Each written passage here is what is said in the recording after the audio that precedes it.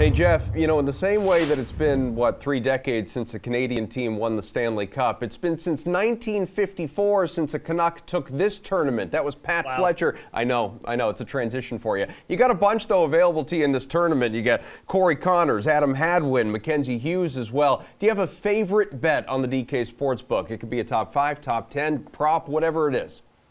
Yeah, so for me this week, I'm going to go with Adam Svensson as kind of my target. I really like the setup here for Svensson. Again, we've got a very just like a quirky little course where iron play is going to be a big thing. I don't think the around the greens play is going to be very difficult for these guys. It's a bit of an older course, but we're also going to get some wet weather, which means the greens are going to be receptive. Svensson hasn't quite been as locked in as he was at the start of the year, but he's also made 3 cuts in a row. This is a guy who had success at the Honda, another kind of target golf course.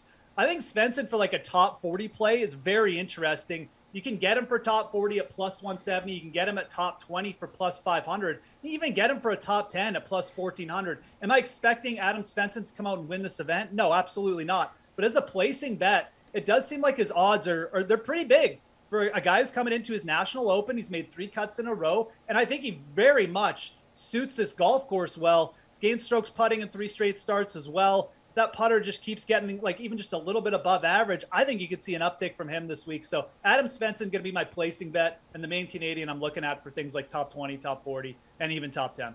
Jason, favorite bet on Canadian golfer this week? First of all, I will make a point that Geoff is onto something there with the top 40 bet.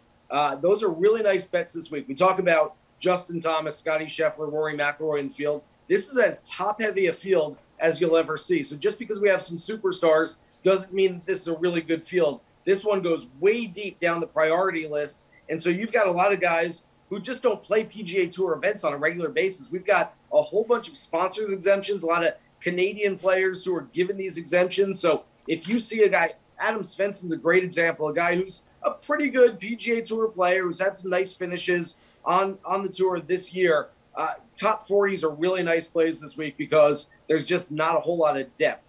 That said, I'm going Canadian chalk. I know it's going to be very chalky to go Corey Connors, who I think is one of the better iron players in the world right now. I've been waiting for him to win a second time on the PGA Tour. I'm not sure he goes necessarily that far, but a top 10 on him. And Adam Hadwin's been surprisingly good, sort of flying under the radar this year. I get it. They're the 2 best Canadian players out there right now, and I'm going chalky, but I do think they both have the best chance of contending this week.